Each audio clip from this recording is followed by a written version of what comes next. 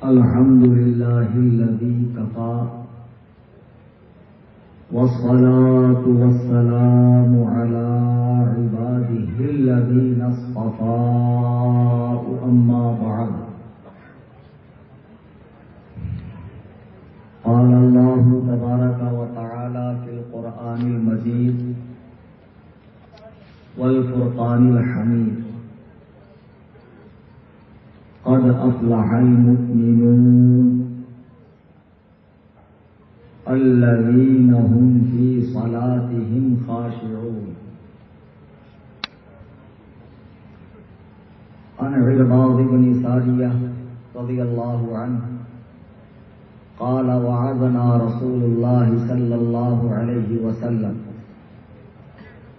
موعظة وجلت منها القلوب وذرفت منها العيون فقلنا يا رسول الله كأنها موعظة مودع فأوصينا قال أوصيكم بتقوى الله والسمع والطاعة وإن تأمر عليكم العبد فإنه من يعش منكم فسيرى اختلافا كثيرا عليكم بسنتي وسنة الخلفاء الراشدين المهديين عضوا عليها بالنواجذ او كما قال عليه الصلاة والسلام. منبر پہ جلوہ فرما لائق صد احترام علماء اہل سنت پاسبان مسلک اعلی حضرت اور دور و دراز سے تشریف لائے میرے سبھی سنی جنتی حنفی بریلوی بھائیوں،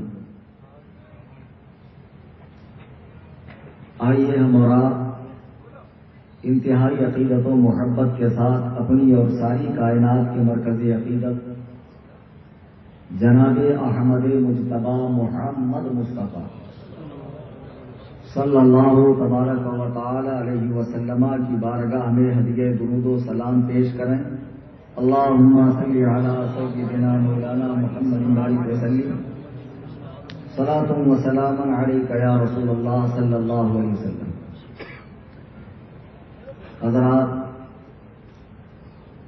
مولانا سعید مختار صاحب اپنا درد بیان کر رہے تھے کہ ہندوستان میں اعراض کی کمی نہیں، اور جہاں حقیقی مزار نہ ملے وہاں لوگ فرضی مزار بنا کر عرس وغیرہ منانا شروع کرتے ہیں. اور جتنے بھی جلسے ہندوستان میں یا دنیا بھر میں ہمارے یہاں ہو رہے ہیں، اکثر جلسے بے مقصد، ان کا کوئی مقصد نہیں ہوتا. لائق صد مبارکباد ہے حضرت مولانا صوفی تفضل صاحب قبلہ کے متعلقین منتسبین، جنہوں نے یہ جلسہ ایک خاص عنوان کے خلاصے کے لیے رکھا ہے. ایک ایسا مسئلہ جو کبھی بھی مسلمانوں کے بیچ میں نزاعی کیفیت والا نہیں رہا، جس میں کبھی بھی مسلمانوں کے بیچ میں نہ تلواریں نکلی، نہ مسجد کے اندر ہاتھا پائی کی نوبت آئی، جیسی کہ صورت آج بن رہی ہے. اب یہ صورت ایسی بن گئی، ضروری تھا کہ اس مسئلے کے خلاصے کے لیے کانفرنس کے ذریعے احناف اپنے موقف کو قرآن و سنت سے ثابت کریں. آپ جانتے ہیں آج کے جلسے کا عنوان کیا ہے؟ رفع یدین منسوخ ہے. رفع مطلب اٹھانا، یدین یعنی دونوں ہاتھ. رکوع میں جاتے، رکوع سے اٹھتے اور تیسری رکعت کے لیے اٹھتے وقت دونوں ہاتھوں کو کندھوں کے برابر یا کان کی لو تک کرنا، یہ بالاتفاق احناف کے نزدیک جائز نہیں ہے، مکروہ ہے، اور بغیر اس کے نماز پڑھنا یہ سنت نماز ہے. اب رفع یدین تو وہ بھی ہے جس سے ہم لوگ نماز شروع کرتے ہیں. جب نماز شروع کرتے ہیں تو اللہ اکبر کہہ کے کان کی لو تک ہاتھ اٹھاتے ہیں، پھر ہاتھ باندھ لیتے ہیں. تو یہ رفع یدین سب کے نزدیک سنت ہے، یہ منسوخ نہیں ہے. اس کے بعد والے جو رفع یدین ہیں اس بارے میں اختلاف ہے. احناف کا موقف یہ ہے کہ یہ منسوخ ہے، اور اس سلسلے میں ہمارے پاس مضبوط دلائل بھی ہیں. تو الحمدللہ اس سلسلے میں آج کا یہ جلسہ منعقد کیا گیا، اور جب میں صبح پہنچا تو دوپہر میں میرے پاس کمیٹی والے پہنچے۔ چونکہ آپ کے شہر میں یہ میری 5ویں تقریر ہے، کیا پتا 4 مرتبہ میں نے ایسا کیا بول دیا کہ کمیٹی والوں کو گزارش کرنی پڑی کہ حضرت تھوڑا سا احتیاط کیجیے، تھوڑی سی رعایت کیجیے یا بخش دیجیے ان غریبوں کو۔ اب بتائیے مجھے آپ 12 بجے تقریر کے لیے بٹھائیں گے تو میں کتنے بجاؤں گا؟ میرا بھی فرض ہے نا کہ میں 12 بجاؤں۔ میں بار بار کہتا ہوں کہ ایک تقریر سن کر 2 تقریر سن کر فیصلہ نہیں کرنا چاہیے کہ آدمی بولتا کیسا ہے۔ بھئی آپ نے ہم کو اسٹیج پر دیکھا ہے، کبھی درسگاہ میں دیکھا، کبھی آپ بوقت تصنیف دیکھیں، بوقت تدریس دیکھیں، بوقت امامت دیکھیں، کبھی آپ ہمیں گھر میں آ کر دیکھیں۔ آدمی ہمیشہ ایک حالت میں ایک کیفیت پہ نہیں رہتا، اس کی کیفیتیں بدلتی رہتی ہیں۔ جس کرسی پر میں بیٹھا ہوں اس کی ذمہ داری یہ ہے کہ میں حق کو حق کہوں، باطل کو باطل کہوں۔ ایک جج صاحب ہمارے ملنے والے تھے، میں نے کسی کے سامنے ان کی بڑی تعریف کی کہ بڑے خلیق ہیں، ملنسار ہیں، فیاض ہیں، سخی ہیں، بہت لٹانے والے ہیں، بڑے اچھے ہیں، یوں ہیں تیوں ہیں۔ اتنی میں نے تعریف کی کہ ان صاحب کو شوق ہوا کہ میں جج صاحب کو دیکھنے جاؤں۔ اب ان کو شوق چڑھا کہ میں جج صاحب کی زیارت کو جاؤں، لیکن انہوں نے جگہ غلط چنی جج صاحب کی زیارت کے لیے۔ یہ جج صاحب کو دیکھنے کے لیے گئے کورٹ میں۔ اب اتفاق سے اس وقت جج صاحب کسی کو پھانسی کی سزا سنا رہے تھے۔ اب انہوں نے کہا بتاؤ کیسا یہ کمبخت آدمی ہے، کسی کو موت کی سزا دے رہا اور صوفی صاحب اس کی کتنی تعریفیں کر رہے تھے۔ حق اور ایمان سے بتاؤ جج کی جو میں نے تعریف کی وہ کورٹ والی تھی یا گھر والی تھی؟ اب ظاہر سی بات ہے اگر تم اس کی فیاضی دیکھنا چاہتے تھے، سخاوت دیکھنا چاہتے تھے تو اس کے گھر جاتے، پھر تمہیں پتا چلتا اس کا دسترخوان کتنا وسیع ہے، اور غربا اور مساکین اور اہل تعلق کے لیے وہ کیسا فیاض ہے۔ ہر آدمی کو ایک حالت میں دیکھ کر فیصلہ نہیں کرنا چاہیے۔ اس سے پہلے جو آپ نے جلسے رکھے یا تو ان کا عنوان ٹھیک نہیں تھا، یا پھر یوں کہیے مجمع ویسا نہیں تھا، یا بہت ساری باتیں ہو سکتی ہیں۔ بہرحال آج آپ نے بہت بڑا کام یہ کیا کہ مجھے ایک موضوع کا پابند کیا، اور اس موضوع میں مجھے سب صحیح بولنا ہے، یعنی صحیح حدیثیں۔ تو انشاءاللہ الرحمن اس موضوع کا پابند رہتے ہوئے میں اپنے مذہب مہذب مذہب حنفیت کو، جس کا اتباع دنیا میں مسلمانوں کا 80% حصہ کر رہا ہے۔ مولانا مختار صاحب ہیں؟ جی ایسا نہیں، آپ رہیں کچھ پناہی فرماتے رہیں آپ۔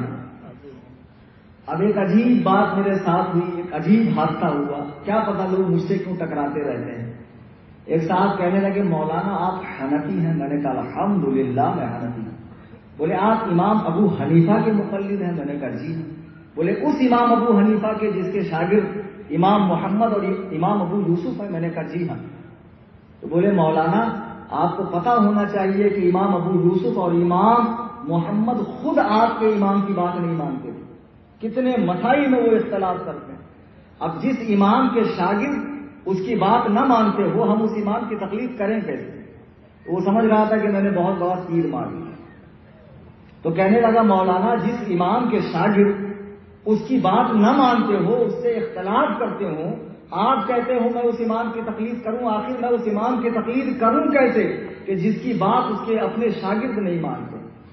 میں نے کہا اچھا یہ تو بہت بڑی بات ہو گئی کہ تو نے حضرت داؤد علیہ السلام کا زمانہ نہیں پایا، ورنہ حضرت داؤد علیہ السلام نبی ہے اور ان کے بیٹے حضرت سلیمان بھی نبی ہے، حضرت سلیمان بھی نبی ہے۔ کئی مرتبہ ایسا ہوا کہ بہت فیصلے حضرت داؤد کے پاس آئے، حضرت داؤد نے کچھ فیصلہ کیا اور وہی مسئلے کا فیصلہ، دوسرا فیصلہ حضرت سلیمان علیہ السلام نے کیا۔ مثلا ایک واقعہ ہے کتابوں میں کہ حضرت داؤد علیہ السلام کے پاس 2 عورتیں آئیں ایک بچے کو لے کر اور دعویٰ کرنے لگی کہ یہ ہمارا بچہ ہے۔ اب حضرت داؤد علیہ السلام نے کہا بڑی عورت تم ہو لہذا یہ بچہ تمہارا ہے، چھوٹی سے کہا یہ بچہ تمہارا نہیں ہے، تو چھوٹی نے کہا دیکھو یہ بھی اللہ کے نبی ہیں اور ان کے جو بیٹے ہیں وہ بھی اللہ کے نبی ہیں، تو چلتے چلتے ایک مرتبہ ان کی بھی رائے لے لیتے ہیں۔ اب یہ دونوں حضرت سلیمان علیہ السلام کے پاس آئیں تو حضرت سلیمان علیہ السلام نے کہا بھائی تم دونوں دعویٰ کر رہی ہو کہ تم دونوں کا بچہ ہے، فیصلہ تو اب تلوار کرے گی، تلوار لاؤ، بچے کو آدھا کاٹو، آدھا تو لے لے، آدھا تو لے لے۔ چھوٹی نے تڑپ کے کہا حضور اس طرح کرنے سے تو بچے کی جان چلی جائے گی، آپ ایک کام کرے سارا بچہ، پورا بچہ اس بڑی کو دے دے، اس لیے کہ کم سے کم اس کے پاس رہے گا، زندہ تو رہے گا، اس کے پاس رہے گا تو زندہ تو رہے گا۔ حضرت سلیمان نے فرمایا یہ چھوٹی والی اس کی ماں ہے۔ اب دیکھو حضرت داؤد نے کیا فیصلہ کیا، سلیمان علیہ السلام نے کیا فیصلہ کیا۔ مان لیجیے اگر یہ گوگل کا مقلد اس زمانے میں ہوتا تو کسی ایک نبی کی نبوت کا انکار کر ہی دیتا، نہیں سمجھے آپ لوگ؟ آج امام اعظم ابو حنیفہ کی تقلید سے اس لیے انکار کر رہا ہے کہ ان کے شاگرد ان سے مسائل میں الجھتے تھے۔ اللہ کے بندو، ان کے شاگرد بھی مجتہد تھے، ان کے شاگرد بھی مجتہد تھے اور مجتہد فی المسائل تھے، تو ان کو جو مسئلہ امام صاحب کی رائے سے خلاف ان کی رائے ہوتی، ان کا حق یہی تھا کہ وہ اپنی رائے پر عمل کریں۔ اب بولو اس بنا پہ امام صاحب کی تقلید نہیں کرو گے؟ تو میں نے کہا اچھا ہوا بھائی تو حضرت داؤد کے زمانے میں نہیں تھا، ورنہ تو حضرت داؤد کی نبوت کا انکار کرتا کہ جس کی بات اس کا بیٹا نہیں مانتا ہے میں کیوں مانوں؟ میرے بزرگوں اور دوستوں، بہرحال لائق کے سب مبارکباد ہیں یہ کانفرنس کروانے والے، جنہوں نے مذہب حنفی کی تائید میں، اس کی حمایت میں اور اس کی حقانیت کو عوام الناس تک پہنچانے کے لیے یہ کانفرنس منعقد کی۔ اور اسی مناسبت سے میں نے خطبے کے بعد قرآن کریم کی آیت مبارکہ پڑھی۔ میں نے خطبے کے بعد جو آیت کریمہ پڑھی، اللہ تعالیٰ ارشاد فرماتا ہے قد افلح المؤمنون۔ سب سے پہلے چند باتیں سن لیں، پوری تقریر میں انشاءاللہ کوئی اٹھے گا نہیں، ہاتھ اٹھا کر بول دینا جی۔ تقریر بیچ میں ٹف بھی ہو سکتی ہے، تھوڑی ہارڈ بھی ہو سکتی ہے، آپ اس کو ریکارڈ کر لیں، کئی بار سنیں، اور پھر جہاں بھی رفع دین کا مسئلہ ہو اسے آپ وہاں پیش کر دیں۔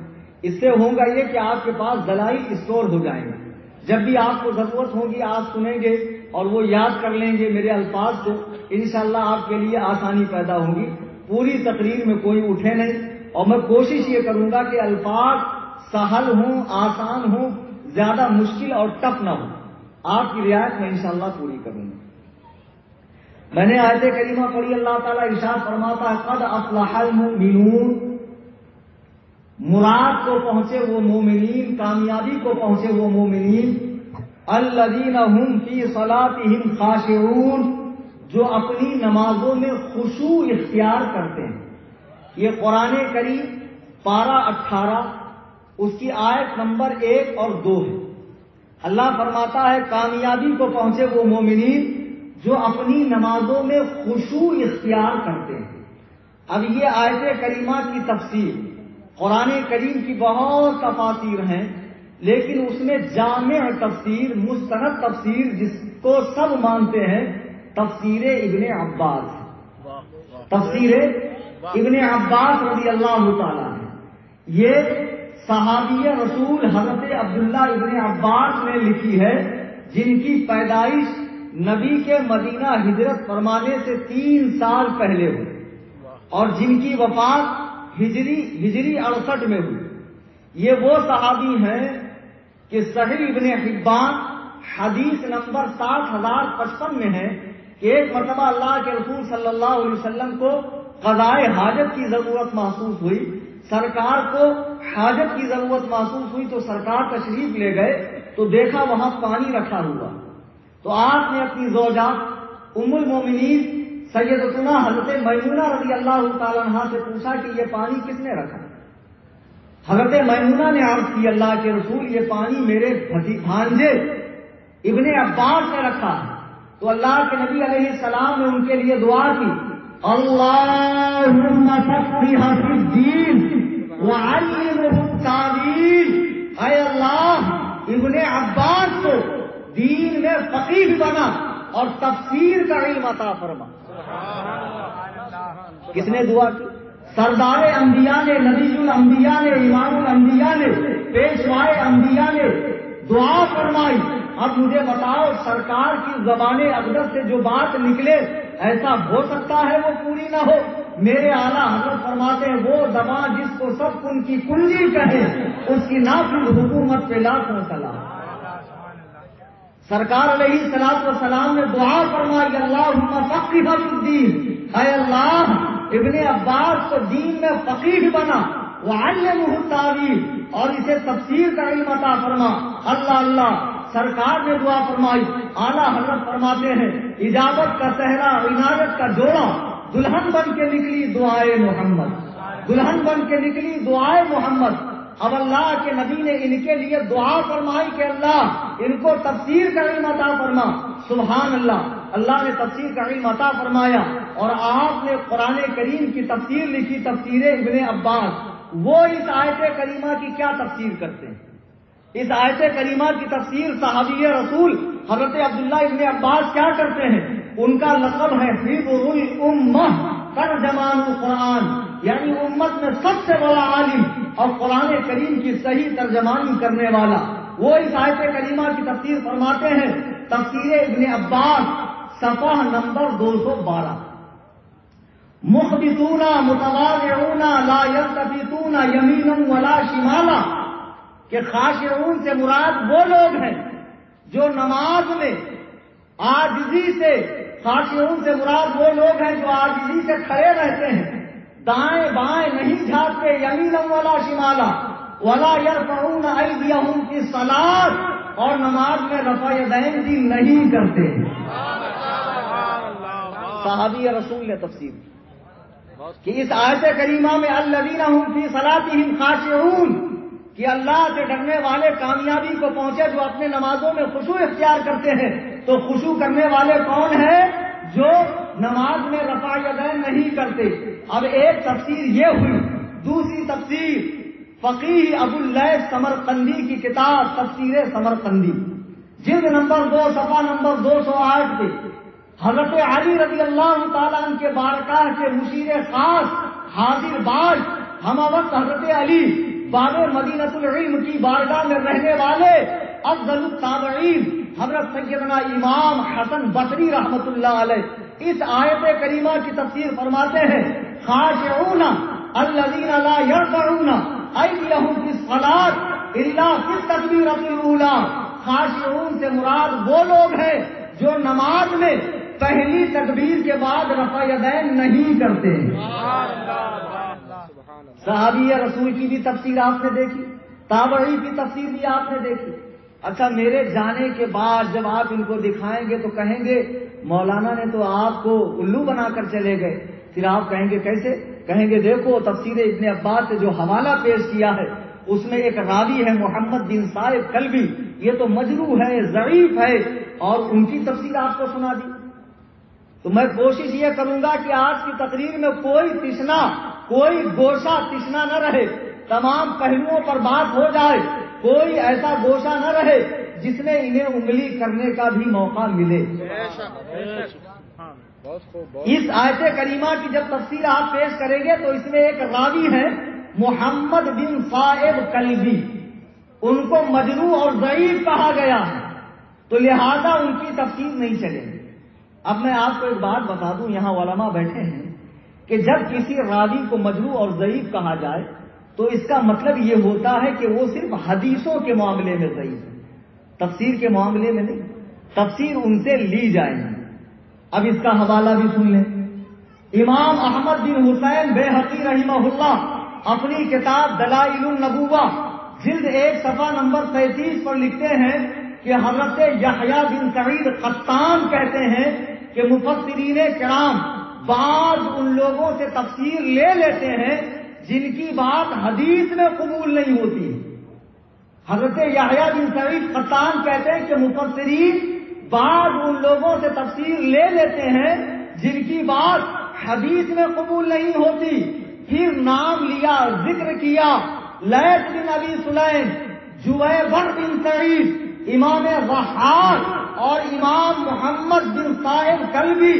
آگے فرماتے ہؤلاء لا یحمد حدیثہم ویطلب التفسیر عنہم، کہ یہ وہ لوگ ہیں جن سے حدیث نہیں لی جاتی ہے لیکن تفسیر ان سے لی جاتی ہے۔ یہ ضعیف ہے تو حدیث میں ہے، تفسیر میں تھوڑی ضعیف ہے۔ اب آگے ایک اور حوالہ سنیں.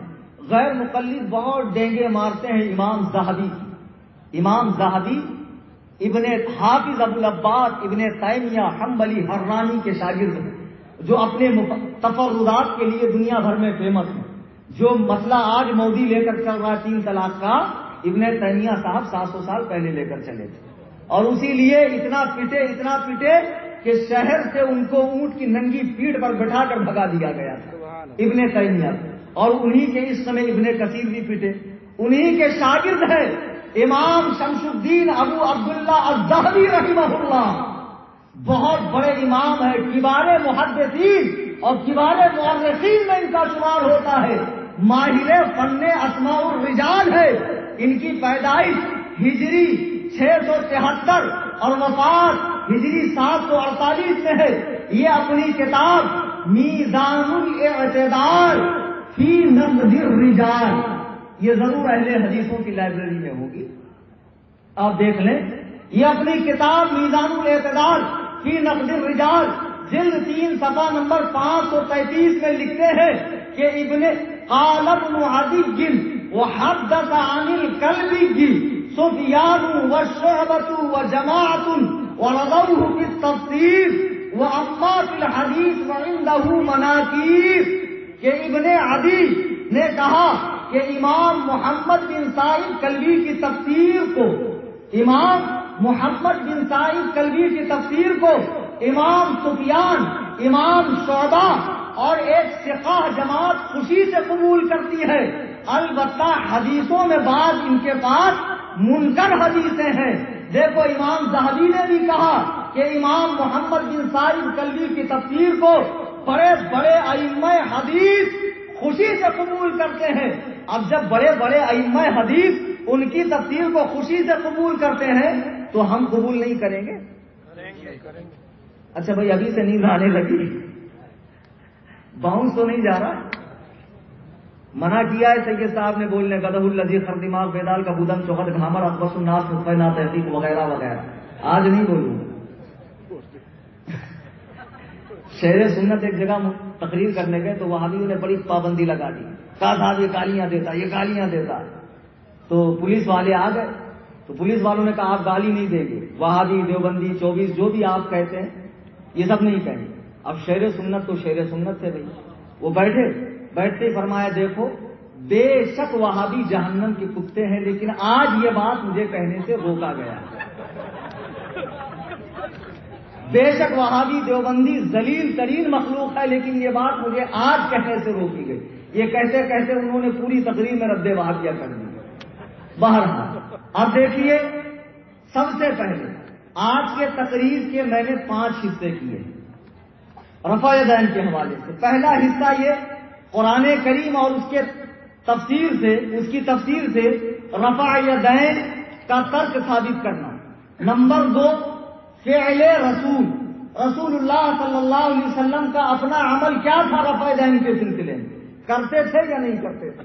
نمبر 3 حکم رسول اللہ صلی اللہ علیہ وسلم کا حکم کیا تھا، رفع یدین کرتے تھے، کرنے فرمایا یا نہ کرنے کے لیے فرمایا.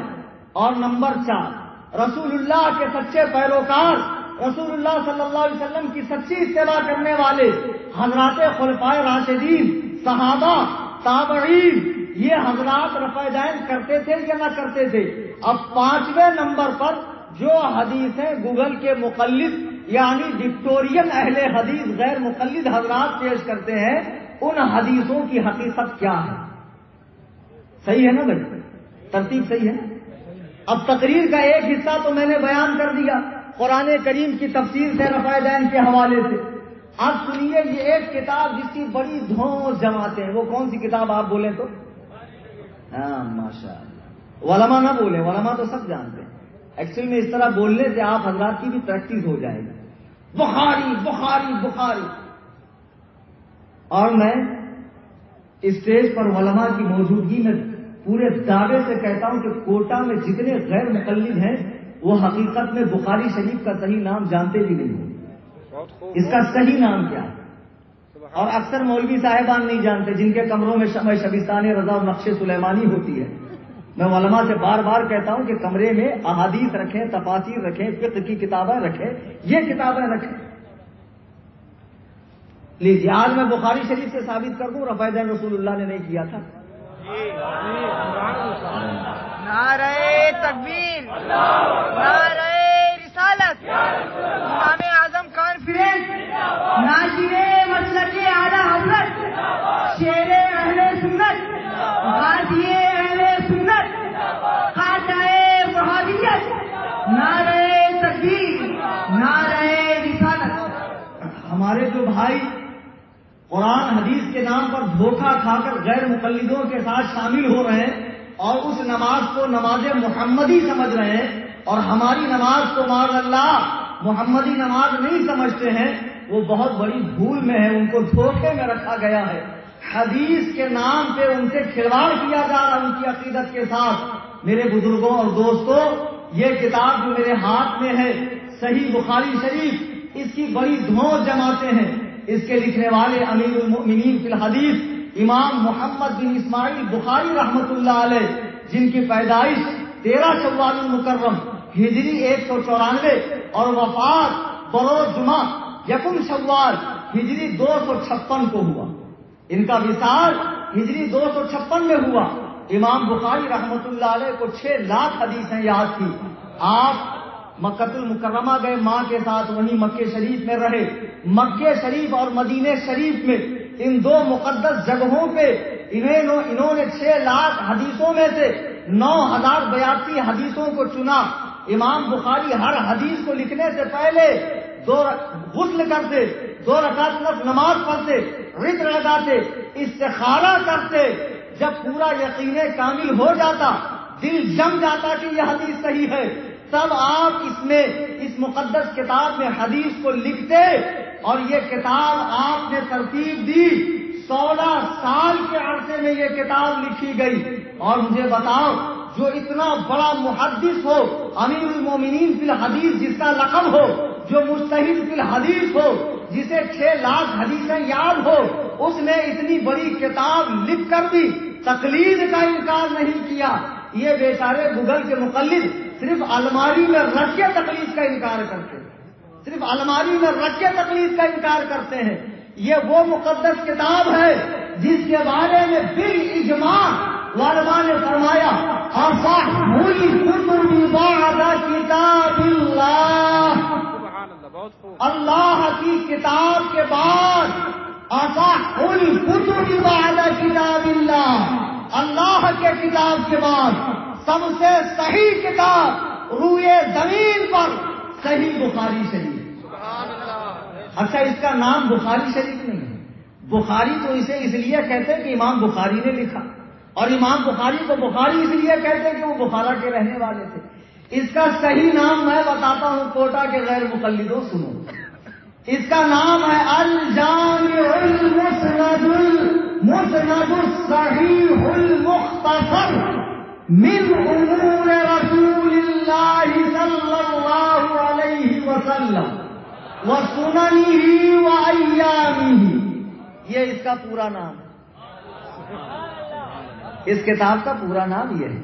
صاحب نام آتا نہیں، بخاری شریف، بخاری شریف. اور یہ تو بغیر زیر زبر والی ہے.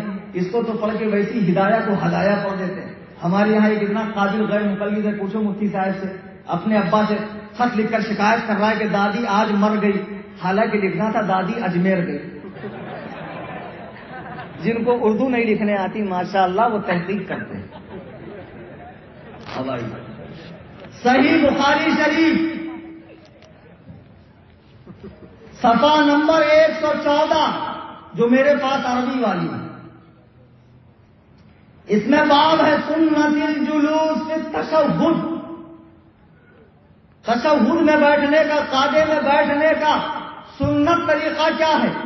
امام بخاری رحمہ اللہ اس نے صحابی رسول حضرت ابو حمید ساعدی رضی اللہ تعالیٰ عنہ سے حدیث لائے ہیں.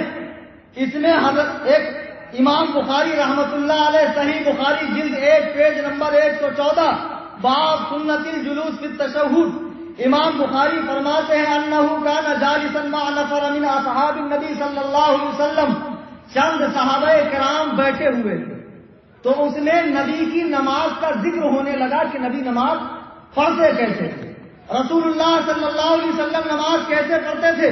فذکرنا صلاۃ النبی صلی اللہ علیہ وسلم فقال ابو حمید الساعدی انا كنت احفظكم لصلاة رسول اللہ صلی اللہ علیہ وسلم۔ ابو حمید ساعدی نے صحابہ سے کہا میں تم میں سب سے زیادہ نبی کی نماز کا یاد رکھنے والا ہوں۔ جب نبی کی نماز کا ذکر ہونے لگا ابو حمید ساعدی نے کہا کہ میں تم میں سب سے زیادہ نبی کی نماز کا یاد رکھنے والا ہوں۔ پھر ابو حمید ساعدی نے کہا کہ میں نے رسول اللہ صلی اللہ علیہ وسلم کو دیکھا، آپ کھڑے ہوئے، تکبیر کہی، کندھوں تک ہاتھ اٹھایا اور پھر آپ نے ہاتھ باندھا اور پھر اس کے بعد حضور رکوع میں تشریف لے گئے، اپنے ہاتھوں سے گھٹنوں کو پوری طرح پکڑ لیتے اور پیٹھ کو پوری طرح جھکا دیتے، پھر فرماتے جب رکوع سے سر اٹھاتے تو سیدھے ہو جاتے، اس طرح کی ہڈی آپ کی سیدھی ہو جاتی سرکار دو عالم صلی اللہ علیہ وسلم کی۔ پھر جب آپ سجدے میں جاتے تو اپنے ہاتھوں کو زمین پر اس طرح رکھتے، نہ بہت پھیلے ہوتے نہ بہت سمٹے ہوتے، پاؤں کی انگلیاں قبلہ رخ ہوتی۔ پھر جب آپ صلی اللہ علیہ وسلم 2 رکعت کے بعد بیٹھتے تو بائیں پاؤں پر بیٹھتے اور سیدھے پاؤں کو کھڑا کرتے، اور جب آخری رکعت میں بیٹھتے تو بائیں پاؤں کو آگے کر لیتے اور دائیں پاؤں کو کھڑا کر دیتے اور سرین کے بل بیٹھ جاتے۔ دیکھو پوری حدیث صحیح بخاری شریف جلد 1 صفحہ نمبر 114 پر ابو حمید ساعدی نے صحابہ کی جماعت میں بیٹھ کر نبی کے نماز کا طریقہ بتایا، اور یہی حدیث صحیح ابن خزیمہ میں بھی ہے۔ انہوں نے ہاتھ باندھنے سے سلام پھیرنے تک، قعدہ میں بیٹھنے تک نبی کی نماز کا ذکر فرمایا، لیکن یہ نہیں بتایا کہ رفع یدین کرتے تھے۔ بھائی دکھاؤ اس میں کہاں لکھا ہے رفع یدین کرتے تھے؟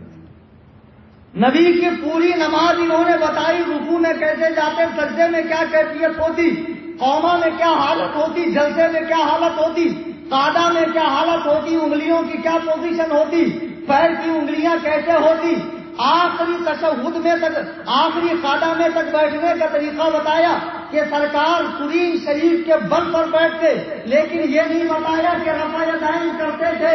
دیکھو صحیح بخاری سے رفع یدین نہ کرنا۔ بھائی اتنا کیوں ڈر رہے ہو، گھبرا رہے ہو، پولیس آئے گی، گھبراؤ مت، کوئی نہیں آئے گا۔ اب دیکھو ایک تو یہ حدیث، اب امام بخاری رحمہ اللہ کے استاد، آپ بخاری کی رٹ لگاتے ہیں، امام بخاری رحمہ اللہ کے استاد امام عبداللہ بن زبیر بن عیسیٰ القرشی الحمیدی المکی رحمہ اللہ، جن کی وفات ہجری 219 میں ہے، وہ اپنی مسند حمیدی جلد 2 صفحہ نمبر 277 پہ حضرت عبداللہ بن عمر سے حدیث نقل کرتے ہیں۔ کن سے؟ عبداللہ بن عمر سے۔ اس کو یاد رکھیں اس لیے کہ غیر مقلدین عبداللہ بن عمر کی ہی حدیث دکھاتے ہیں رفع یدین کرنے کی۔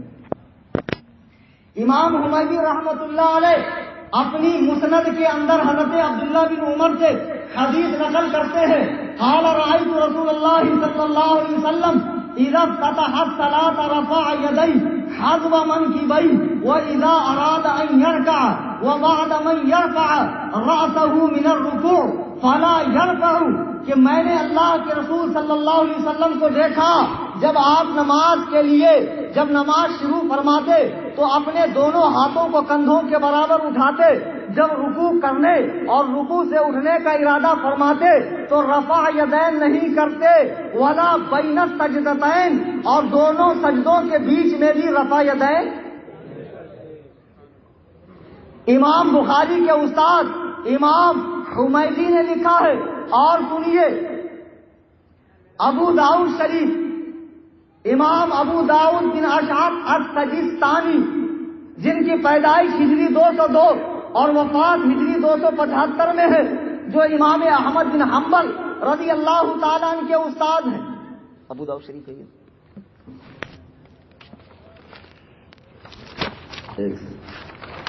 ہاں سنن ابی داؤد، ابو داؤد شریف، اس میں حضرت برا بن عازب رضی اللہ تبارک و تعالیٰ. ہاں بالکل. سنن ابی داؤد باب من لم یذکر الرفع عند الرکوع جلد 1 صفحہ نمبر 109 کتاب الصلاۃ. اس میں حضرت برا بن عازب کہتے ہیں کان اذا افتتح الصلاۃ رفع یدیہ الى قریب من اذنیہ ثم لا یعود. جب اللہ کے رسول صلی اللہ علیہ وسلم نماز شروع فرماتے تو اپنے دونوں ہاتھوں کو الى قریب من اذنیہ کان کی لو تک اٹھاتے اور پھر ثم لا یعود پوری نماز میں رفع یدین. دیکھو یہ ابو داؤد شریف جو ہے یہ بھی صحاح ستہ کی کتابوں میں ہے. یہ دونوں دیتے نا صحاح ستہ میں دکھاؤ صحاح، حالانکہ ماننا نہیں رہتا، جھوٹ موٹ کا. پہلے کہیں گے حدیث میں دکھاؤ، حدیث میں دکھائیں گے تو پھر کہیں گے صحاح ستہ میں دکھاؤ، صحاح ستہ میں دکھائیں گے تو کہیں گے صحیحین میں دکھاؤ، صحیحین میں دکھائیں گے تو کہیں گے بخاری میں دکھاؤ، اب بخاری میں دکھائیں گے تو کہیں گے رفع یدین کے ساتھ منسوخ کا لفظ دکھاؤ. رفع یدین کے ساتھ. اب آپ ایک کام کرو، کوئی چیز خریدنے کے لیے دکان پہ جاؤ، 500 روپے کی نوٹ لے کے دکاندار سے چیز لو، 500 کی نوٹ دو پرانی والی یا 1000 کی نوٹ دو، سامان لے لو، تو دکاندار آپ سے نوٹ لے گا؟ نہیں لیں گے. آپ کہو بھائی کیوں نہیں لے رہا؟ اس پہ انڈیا کی 15 بھاشا بھی ہے، ریزرو بینک کا ٹھپا بھی لگا ہے، گورنر کی سائن بھی ہے، انڈین گورنمنٹ کی نوٹ ہے، کیوں نہیں لے رہا؟ وہ کہیں گا بھائی یہ نوٹ منسوخ ہے. تو آپ کہیں گے منسوخ ہے؟ ایسے کیسے منسوخ ہے؟ اس پہ کہاں لکھا ہے کہ یہ منسوخ ہے؟ وہ کہیں گا بے وقوف، جس کو ملک کا مارکیٹ لینا بند کر دے اس کا مطلب یہ ہوتا ہے کہ یہ منسوخ ہے. اب اگر اس حدیث کو امام ابو حنیفہ نے اور مجتہدین نے نہیں لیا تو اس کا مطلب یہ ہے کہ رفع یدین کرنے والی حدیث منسوخ ہے. بہرحال ہم نے بخاری شریف اور ابو داؤد شریف سے دکھا دیا کہ رفع یدین کرنا، اللہ کے رسول صلی اللہ علیہ وسلم نے رفع یدین نہیں کیا. ابو حمید ساعدی کی روایت، حضرت برا بن عازب کی روایت، امام بخاری کے استاد امام حمیدی کی مسند حمیدی سے. اور سن لیجیے ترمذی شریف، یہ کتاب ایسی ہے کہ جو مدارس میں شیخ الحدیث ہوتے ہیں وہ بخاری کے ساتھ ساتھ ترمذی بھی پڑھاتے ہیں. یہ سنن ترمذی بھی ہے، جامع ترمذی بھی ہے. بخاری اور مسلم کے بعد اسی کتاب کا نمبر آتا ہے. بخاری مسلم کے بعد اسی کتاب کا نمبر آتا ہے ترمذی شریف. کہاں ہے ترمذی شریف؟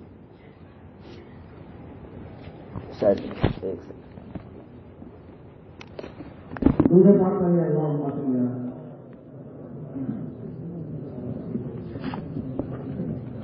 مولانا عرفان صاحب کے وقت بھی آپ بڑی بخالت سے کام لے رہے تھے. جب وہ ناز شریف پڑھ رہے تھے تو ایک صاحب نے دیا تو ایک صاحب نے بیچ میں ہی مار لی.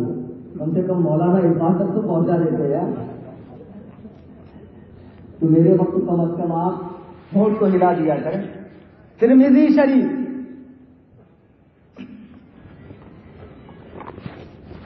باب رفع الیدین عند الرکوع صفحہ نمبر 35.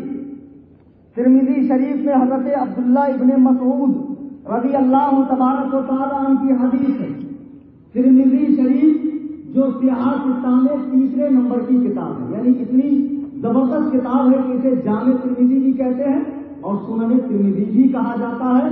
بڑی اونچی کتاب ہے یہ. اس کتاب کے پیج نمبر 35 پر حضرت عبداللہ ابن مسعود کی حدیث ہے. ان النبی صلی اللہ علیہ وسلم لم یرفع الا فی اول مرہ. یہ اللہ کے کیا میں تمہیں اللہ کے رسول صلی اللہ علیہ وسلم کی نماز کی خبر نہ دوں؟ یہ کہہ کر آپ نے فرمایا کہ اللہ کے رسول صلی اللہ علیہ وسلم جب نماز ادا فرماتے تو فقط ایک مرتبہ رفع یدین کرتے. پہلی تکبیر کے وقت ہاتھ باندھنے کے لیے، پھر اس کے بعد رکوع میں جاتے، رکوع سے اٹھتے تیسری رکعت کے لیے اللہ کے رسول صلی اللہ علیہ وسلم رفع یدین نہیں کرتے.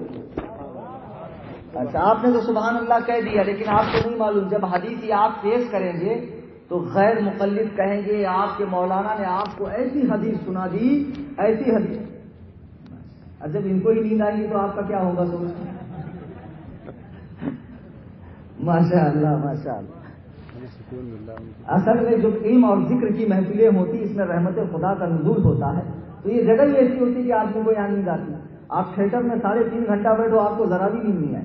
شیطان چمٹی کاٹتے رہتا، دیکھ یہ شاٹ دیکھ، یہ سین دیکھ، اسے تو مس ہی مت کرنا.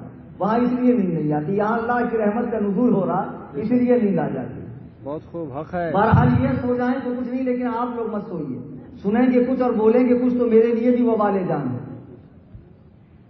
ترمذی شریف کی یہ حدیث جو عبداللہ ابن مسعود کی حدیث ہے، امام ترمذی اس حدیث کو نقل کرنے کے بعد کہتے ہیں قال ابو عیسیٰ حدیث ابن مسعود حدیث حسن. عبداللہ ابن مسعود کی یہ حدیث حسن ہے، حسن یعنی صحیح حدیث ہے عبداللہ ابن مسعود کی. لیکن کل غیر مقلد کہیں گے صاحب جو حدیث آپ کے مولانا نے سنائی اس حدیث کو امام اعظم کے شاگرد امام عبداللہ بن مبارک نے کہا، کیا کہا؟ لم یثبت حدیث ابن مسعود، کہ عبداللہ ابن مسعود کی حدیث ثابت نہیں ہے. یہ حدیث ثابت نہیں ہے. آپ کے مولانا نے تو ایسی حدیث سنا دی جو ثابت ہی نہیں ہے. خود امام ترمذی نے لکھا. تو اس کا جواب بھی تو دینا پڑے گا. جواب سننا چاہتے ہیں آپ لوگ؟ بہت خوب، بہت عمدہ. آج پوری آخری کیل ٹھونک دیں گے. دیکھو پہلی بات امام ترمذی حدیث لکھ رہے ہیں، عبداللہ بن مبارک کا قول بھی لکھ رہے ہیں کہ لم یثبت، یہ حدیث ثابت نہیں ہے، اور پھر خود اس حدیث کو حدیث حسن کہہ رہے ہیں. کیا مطلب ہے اس کا؟ امام ترمذی خود بھی عبداللہ بن مبارک کے قول کو اہمیت نہیں دے رہے ہیں.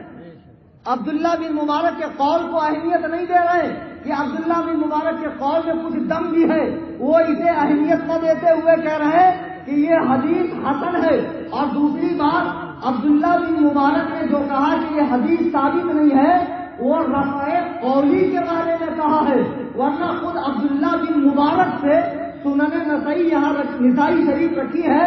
نسائی شریف میں رفع یدین نہ کرنے کی حدیث عبداللہ ابن مسعود سے عبداللہ ابن مبارک نے نقل کی ہے.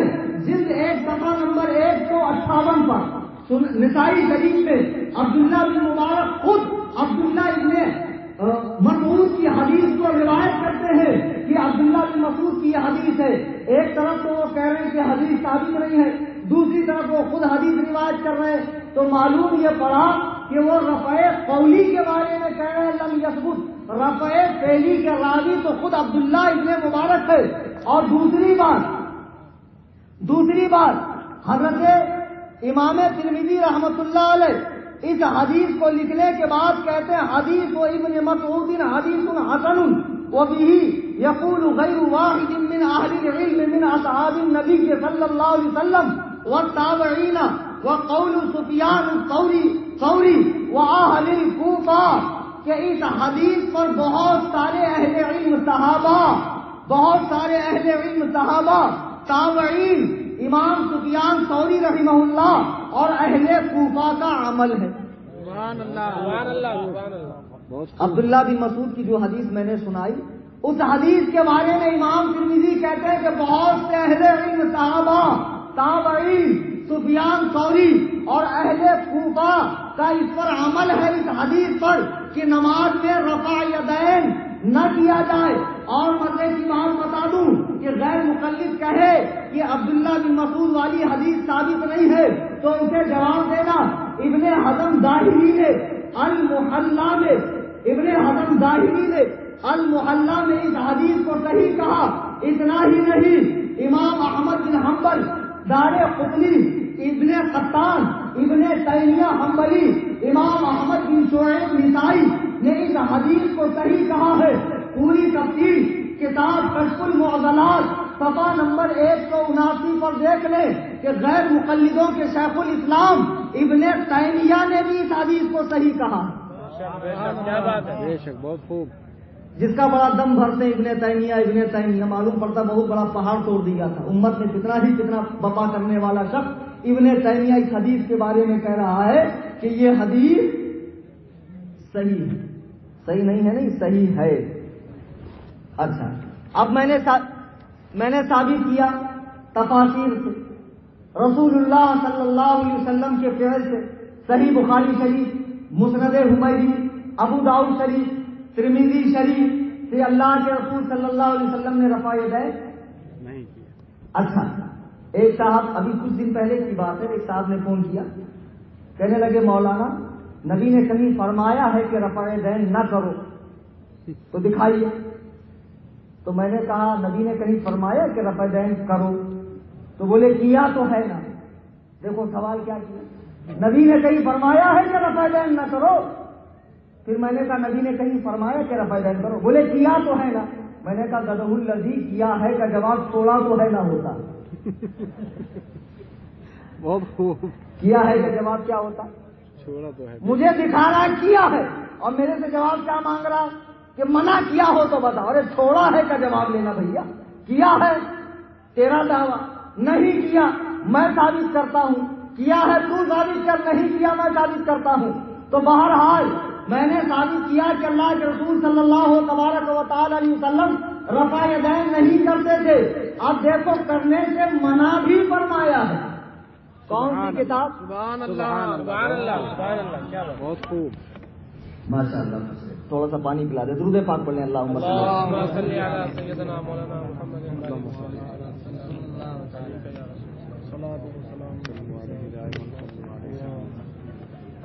مسلم شریف. مسلم شریف ادھر ہے. کہاں ہے مسلم شریف؟ یہ ہے یہ مسلم. دیکھیے یہ کتاب بخاری شریف کے بعد سب سے بڑی کتاب کون سی ہے؟ مسلم شریف. ان دونوں کو ملا کر صحیحین کہتے ہیں. صحیح بخاری اور صحیح مسلم کو ملا کر صحیحین کہتے ہیں. امام ابو الحسین مسلم بن حجاج بن مسلم القشیری رحمہ اللہ، ان کی پیدائش ہجری 206 اور وفات ہجری 261 میں ہوئی. آپ نے صحیح مسلم، دیکھو یہ بہت غور سے سننا بڑے کام کی حدیث اور ایک دم سودا آنے صحیح حدیث. جی حنفی لوگ بہت ڈرے رہتے ہیں، سمجھتے صاحب ثابتی نہیں ہے، شاید مولانا لوگ باہر شریعت فتاوی رضویہ عالمگیری وغیرہ سے ہی دکھائیں گے. نہیں، الحمدللہ احناف کا عمل تو حدیث پر اتنا ہے، صحیح تو صحیح، ہم تو رسول اللہ کی ضعیف حدیث کو بھی ہاتھ پہ نہیں جانے دیتے. صحیح حدیث کو بھی حدیث ادھر بھی ہاتھ اٹھانے کی ہے، یہاں تک بھی ہاتھ اٹھانے کی ہے. ہم لوگ تو یہاں تک اٹھاتے ہیں تو جاتا تو یہی سے ہے نا. دونوں حدیثوں پہ ہمارا عمل ہو جاتا ہے. نعرہ تکبیر، نعرہ رسالت، ناشر مسلک اعلیٰ حضرت، پاسبان مسلک اعلیٰ حضرت، نعرہ تکبیر، نعرہ رسالت. صحیح مسلم شریف ہم لوگ تو بہت زیادہ حدیث کا اتباع کرتے ہیں ماشاء اللہ. صحیح مسلم شریف میں امام ابو الحسین مسلم بن الحجاج بن مسلم القشیری رحمہ اللہ، اس کا باب ہے باب الامر بالسکون فی الصلاۃ والنہی عن الاشارۃ بالید ورفعها عند السلام. اس میں حضرت امام مسلم رحمۃ اللہ علیہ ایک حدیث لائے ہیں جابر بن سمورہ سے. جابر بن سمورہ سے حضرت جابر بن سمورہ رضی اللہ تبارک و تعالی عنہ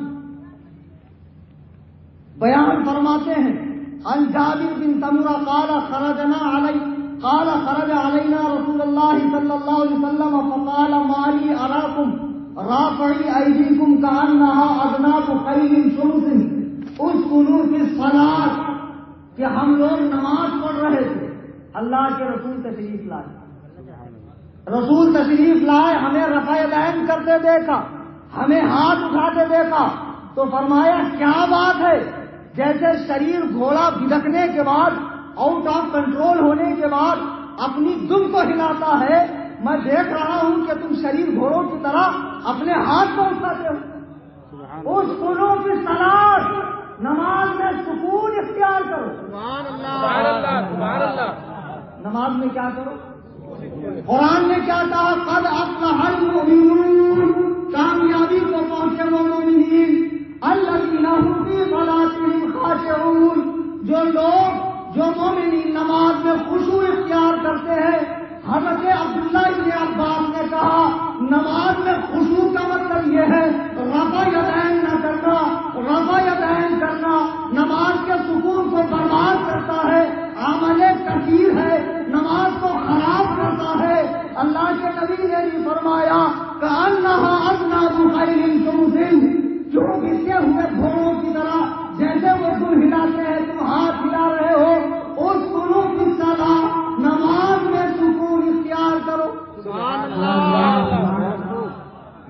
حق ہے بہت اچھا آپ کہیں گے صاحب جب صحیح مسلم میں حدیث ہے تو غیر مقلدوں کو کیسے نہیں ملی؟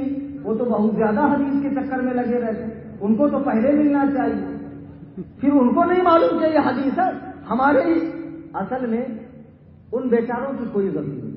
اب جو موبائل میں اسلام 360 نام کا ایپلیکیشن ڈاؤن لوڈ کر کے حدیث پڑھتے ہو، جو رومن میں حدیث پڑھتے ہو، sunna.com پہ جاتے ہو، کون سی توحید.com وغیرہ پہ جا کر حدیث، ان بیچاروں کو کیا معلوم اس میں کیا تھا، کیا نکال دیا، کیا بٹا دیا، کیا بڑھا دیا، کیا گھٹا دیا۔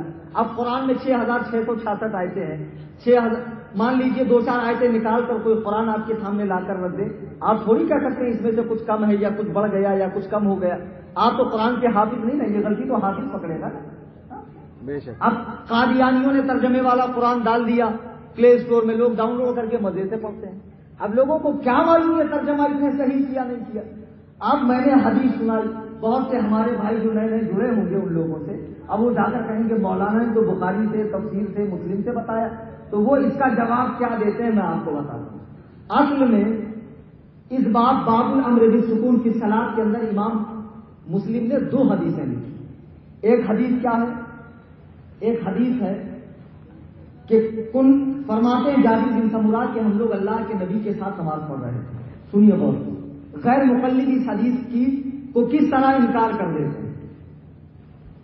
عن جابر بن سمرہ قال كنا اذا صلينا مع رسول الله صلى الله عليه وسلم قلنا السلام عليكم ورحمة الله، السلام عليكم ورحمة الله، وأشار بيده إلى الجانبين، فقال رسول الله صلى الله عليه وسلم على تؤمنون بأيديكم كأنها أذناب خيل شمس، كأنها أذناب خيل شمس، انما يكفي احدكم۔ حضرت جابر بن سمرہ کہتے ہیں ہم لوگ اللہ کے نبی کے ساتھ نماز پڑھ رہے تھے تو صحابہ سلام پھیرتے وقت ہاتھ اٹھا کر سلام کرتے تھے، السلام علیکم ورحمۃ اللہ، السلام علیکم ورحمۃ اللہ۔ اللہ کے نبی نے کہا کیا بات ہے کہ میں تمہیں شریف گھوڑوں کی طرح جو تم اٹھاتے ہیں اس طرح ہاتھ اٹھاتے دیکھ رہا ہوں، چپ چاپ اپنے ہاتھ اپنے گھٹنوں پر رکھو اور اپنے بھائیوں کو سلام کہو جو دائیں بائیں ہیں۔ تو غیر مقلد کہتے ہیں کہ پہلی والی حدیث کی سلام کے بارے میں، رفع دین کے بارے میں نہیں، جیسے یہ دوسری حدیث سلام کے بارے میں ہے ویسے ہی پہلی حدیث بھی۔ ابھی 2-4 روز پہلے ہی مجھے ایک فون آیا تھا، اس مسئلے پر بات ہوئی، تو وہ بیچارہ بھی کیا تھا، رٹو طوطا تھا، طوطے کو جتنا سکھایا جائے اتنا ہی وہ بولے گا۔ اس نے بھی بولا جی ہاں گوہر خان ہے نا بھائی، آپ نے سنا بھی ہوگا، ابھی 2-4 روز پہلے کی بات ہے، یہی اس نے نیا غیر مقلد بنا تھا بیچارہ اور تحقیق کر رہا تھا ماشاءاللہ۔ یہ اور بات ہے کہ اس کو بخاری کا اصلی نام نہیں معلوم۔ تو بہرحال دیکھو غور کیجئے، انشاءاللہ آپ کو بہت ہی لطیف نکات ملیں گے جس کا توڑ غیر مقلدوں کے پاس نہیں ہے۔ سبحان اللہ۔ مسلم شریف میں امام مسلم نے 2 حدیثیں بیان کی، ایک ہے رفع یدین کرنے پر اللہ کے نبی نے کہا کیا بات ہے کہ میں تمہیں بچے ہوئے گھوڑوں کی طرح جیسے وہ تم ہلاتے ہیں ہاتھ اٹھاتے دیکھ رہا ہوں۔ پھر دوسری حدیث ہے کیا بات ہے کہ میں بوقت سلام تمہیں ہاتھ اٹھا کر سلام کرتے دیکھ رہا ہوں ایسے جیسے گھوڑا اپنی دم ہلاتا ہے۔ یہ 2 الگ الگ حدیثیں ہیں اور مزے کی بات یہ ہے کہ دونوں کے راوی بھی الگ ہیں۔ پہلی والی جس میں رفع یدین کا ذکر ہے اس کے راوی ہے تمیم بن طرفہ، کون ہے؟ اور دوسرے حدیث کے راوی ہے عبید اللہ بن قبطیہ۔ دوسرے حدیث کے راوی کون ہے؟ عبید اللہ بن قبطیہ۔ یہ حدیث امام بخاری نے 2 باب باندھے ہیں اس کے، یہ غور کریں آپ۔ امام بخاری نے کیا باب باندھا؟ باب الامر بالسکون فی الصلاۃ، نماز میں سکون اختیار کرنے کا باب۔ تو اس میں آپ پہلے رفع یدین والی حدیث لائے، پھر دوسرا باب والنہی عن الاشارۃ بالید ورفعها عند السلام، بوقت سلام ہاتھ نہ اٹھانے کا بیان، اس میں دوسری حدیث لائے۔ اگر کچھ اتفاق ہے تو گھوڑوں کے دم والی بات کا اتفاق ہے، ورنہ ان دونوں حدیثوں کا آپس میں کوئی تعلق نہیں ہے، ان دونوں حدیثوں کا آپس میں کوئی تعلق نہیں ہے۔ بے شک پہلے والی حدیث رفع یدین کے بارے میں ہے اور دوسری والی حدیث اچھا ایک بات بتاؤ، چلو ان کی ہی مان لو کہ بھائی نبی نے سلام کرتے وقت ہاتھ اٹھانے سے منع کیا، سلام نماز سے نکلتے وقت کیا جاتا ہے۔ بے شک بہت خوب۔ ارے بھائی نماز سے نکلنے کے لیے خروجی میں سن رہی، ایسا کوئی عمل کرنا جس سے نماز ختم ہو جائے، نماز کا عمل ٹوٹ جائے۔ جب نماز سے نکلتے وقت منع کیا گیا، بے شک ہاتھ اٹھانے کو نبی نے منع کیا، تو نماز کے اندر رکوع میں جاتے، رکوع سے اٹھتے، تیسری رکعت کے لیے اٹھتے وقت کیا اس کی اجازت ہو سکتی ہے؟ حق ہے، بہت خوب، بے شک سبحان اللہ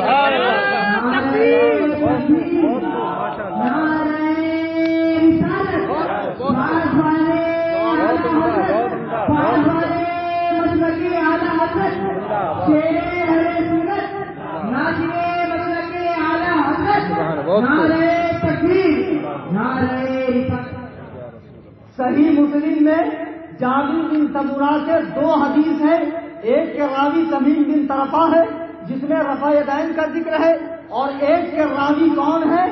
عبید اللہ بن قبطیہ، وہ حضرت جابر بن سمورہ سے روایت کرتے۔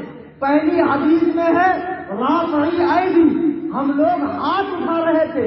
اچھا دونوں حدیثیں الگ ہے، پہلی میں کیا ہے؟ خرج علینا رسول اللہ صلی اللہ علیہ وسلم، ہم لوگ الگ الگ نماز پڑھ رہے تھے تو اللہ کے نبی آئے، اور دوسری میں کیا ہے؟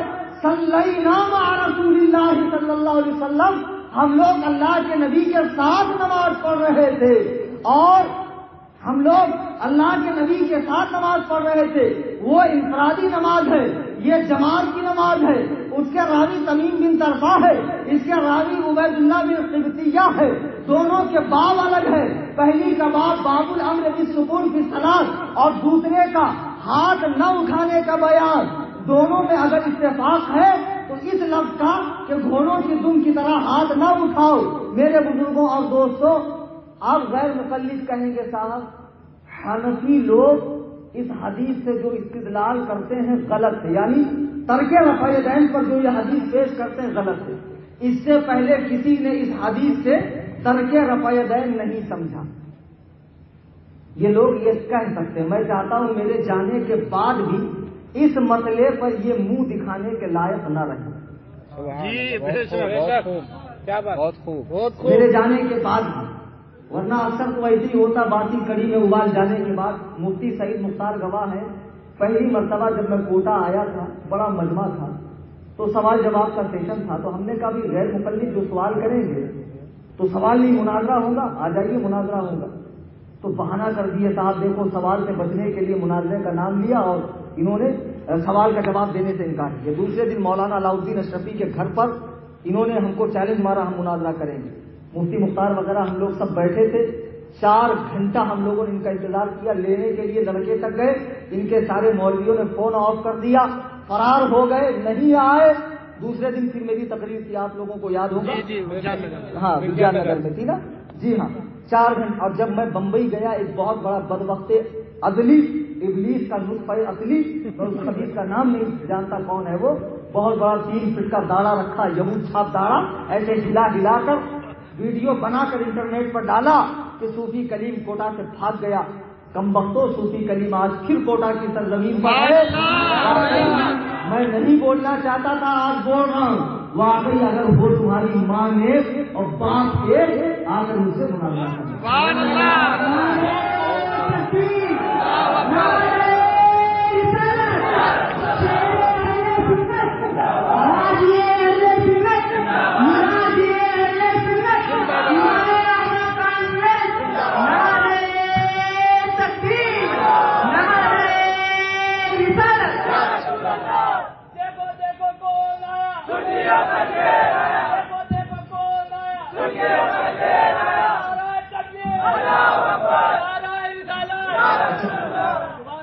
میرے بزرگوں اور دوستوں، جانے کے بعد اگر کوئی بات کرے اسے قطعی مت مانو۔ جو بھی ہمارے بھائی گمراہ ہوتے جا رہے ہیں، اس مسلک کو، اس جماعت کو صحیح سمجھ رہے ہیں، وہ خدا و رسول کے لیے آخرت کو دھیان میں رکھتے ہوئے سوچیں میں کس طرف جا رہا ہوں۔ سبیل مومنین کو چھوڑ کر، مسلمانوں کے اتنے بڑے گروہ کو چھوڑ کر، جو 1400 سالوں سے مسلمانوں کا گروہ اہل سنت و جماعت پر قائم ہے، اور تقریباً 13 صدیاں گزر گئی تکلیف کرتے ہوئے امت مسلمہ کو، اچانک وہ کیسے شرک ہو جائے گی؟ میرے بزرگوں اور دوستوں، جو ہے سامنے ہے، میں صبح 3 بجے تک امروز کے گھر پہ رکوں گا، اور آئندہ اگر مناظرہ کرنا چاہیں تو اپنی تحریر حضرت مولانا سید تفضل کے پاس پہنچا دیں، انشاءاللہ میں راضی ہوں مناظرے کے لیے۔ بہرحال آپ سنیے، یہ کہیں گے صاحب صحیح مسلم کی حدیث سے کبھی کسی نے ترک رفع یدین پر استدلال نہیں کیا، نہ کسی نے ترک رفع یدین پہ اس کو پیش کیا۔ امام نووی رحمۃ اللہ علیہ بہت بڑے عالم ہیں، حنفی نہیں ہے، شافعی ہے، شافعی۔ صحیح مسلم جو ہندوستان میں چھپتی ہے وہ امام نووی کی شرح کے ساتھ چھپتی ہے، امام نووی رحمہ اللہ کی شرح کے ساتھ چھپتی ہے۔ امام نووی اپنی کتاب المجموع شرح المہذب میں لکھتے ہیں کہ مسلم شریف کی اس حدیث سے استدلال کرنے والوں میں امام ابو حنیفہ، امام مالک، امام سفیان ثوری، ابن ابی لیلہ ہیں، جنہوں نے اس حدیث سے ترک رفع یدین پر استدلال کیا۔ ہم لوگ استدلال نہیں کر رہے ہیں کہ پہلی بار ہم استدلال کر رہے ہیں، اس پر تو صدیوں سے استدلال ہوتا رہا، اور سب نے اس حدیث سے ترک رفع یدین ہی سمجھا ہے۔ اب پہلے کیا ہوا؟ قرآن کریم اور اس کی تفسیر، دوسرے نمبر پہ فعل رسول، تیسرے نمبر پہ حکم رسول سے، اب چوتھے نمبر پر کیا؟ صحابہ کرام رفع یدین کرتے تھے کہ نہیں کرتے؟ ایک بہت اہم نقطہ آپ سمجھ لیں، جب آمنہ کے لال نے جبل فاران سے نبوت کا اعلان کیا، اس وقت کا اسلام اور جب آپ دنیا سے تشریف لے جا رہے ہیں ہجری 11 کو، اس وقت کے اسلام میں بڑا فرق، کفار سے نکاح بھی جائز تھا، شراب پینی بھی جائز تھی، نماز میں بات کرنا بھی جائز تھا، ہے نا؟ اب ایک صاحب نے مجھے آج میسج کیا، مولانا رفع یدین سنت تو ہے نا، نبی نے کبھی تو کیا ہے نا؟ میں نے کہا کیا۔ بولے اگر میں ایک بار کر لوں تو کیا برا؟ تو میں نے کہا ایک کام کرنا، ایک بار بیت المقدس کی طرف منہ کر کے نماز بھی پڑھ لے، کیا برا ہے؟ بیت المقدس قبلہ تھا نا پہلے مسلمان۔ تو بولے مولانا وہ تو منسوخ ہو چکا۔ تو میں نے کہا ویسے یہ بھی منسوخ ہو چکا ہے، اگرچہ نبی نے کیا لیکن منسوخ۔ اب تو کہہ رہا بھائی نبی نے کیا ہے تو میرا دل کرتا، تو صحابہ نے بھی شراب پی ہے، شراب پی کر نماز پڑھی، تبھی تو آئے تو نا لا تقربوا الصلاۃ وانتم سکارى، نماز کے قریب مت آؤ جب نشے کی حالت میں ہو۔ پھر بعد میں ہمیشہ کے لیے حرام ہو گئی۔ اب تو اس زمانے والی حدیث کو دیکھ کر شراب پیے گا یا بیت المقدس کی طرف منہ کر کے نماز پڑھے گا تو اس کی اجازت نہیں دی جا سکتی ہے۔ سنو میرے بزرگوں اور دوستوں، دین میں جو بھی عمل ہے وہ صحابہ سے لیا جائے گا۔ صحابہ نبی کے ساتھ رہنے والے، نبی کے ساتھ اٹھنے بیٹھنے والے، نبی کے زندگی کا آخری عمل کیا تھا صحابہ نے دیکھا۔ پہلے نماز میں بات کی جاتی تھی، منع ہوئی، قرآن پڑھنے لگے، منع ہوئی، پھر لوگ بغلوں میں گچھ چھپا کے لاتے تھے تو اس کے لیے رفع یدین بھی شروع ہوا، پھر وہ منع کر دیا گیا۔ آمین بالجہر تھی، وہ بھی منع کر دی گئی۔ تو بہت سارا ڈیولپمنٹ، بہت ساری پروموشن ہوتی گئی اور پہلی چیزیں اپنے آپ منسوخ ہوتی گئی۔ اس کے ساتھ منسوخ کا لفظ دکھانا ہمارے لیے ضروری نہیں ہے، یہی کافی ہے کہ اسے ائمہ دین نے منسوخ سمجھا۔ اور قصہ مختصر یہ کہ میں نے جو خطبے کے بعد حدیث بات پڑھی حضرت ارباض بن سائرہ کی، وہ کہتے ہیں ایک مرتبہ اللہ کے رسول صلی اللہ علیہ وسلم نے ہم ارباض بن ساریہ رضی اللہ عنہ وعدنا رسول اللہ صلی اللہ علیہ وسلم موعظۃ وجلت منها القلوب، حضرت ارباض بن سائرہ کہتے ہیں کہ اللہ کے نبی نے ہمیں خطبہ دیا، ایسا خطبہ دیا کہ دل لرز گئے، وہ منها العیون، آنکھیں بہنے لگے۔ فقلنا یا رسول اللہ، تو ایک شخص نے کہا کأنها موعظۃ مودع فاوصینا، ایسے لگتا ہے کہ یہ تو کوئی دنیا سے جانے والا انسان کہہ رہا ہو، یعنی آپ کا خطبہ تو ایسے لگ رہا ہے جیسے کہ آپ دنیا سے تشریف لے جانے والے ہو، تو ہمیں کوئی وصیت کیجیے، کوئی اچھی بات بتائیے جسے ہم عمل کریں۔ قال اوصیکم بتقوی اللہ، اللہ کے نبی نے فرمایا کہ اللہ کے لیے تقوی اختیار کرو، والسمع والطاعة وإن تأمر عليكم العبد، اپنے امیر کی اطاعت کرو، اس کی بات سنو، اس کی بات مانو، اگرچہ وہ حبشہ کا کالا کلوٹا غلام ہو، جو تمہارا امیر ہو اس کی کیا کرو؟ ہم سب سنی اب کس کی اطاعت کرتے ہیں؟ حضور تاج الشریعہ، چونکہ وہ کیا ہے؟ امیر اہل سنت ہے بھائی، امیر اہل سنت۔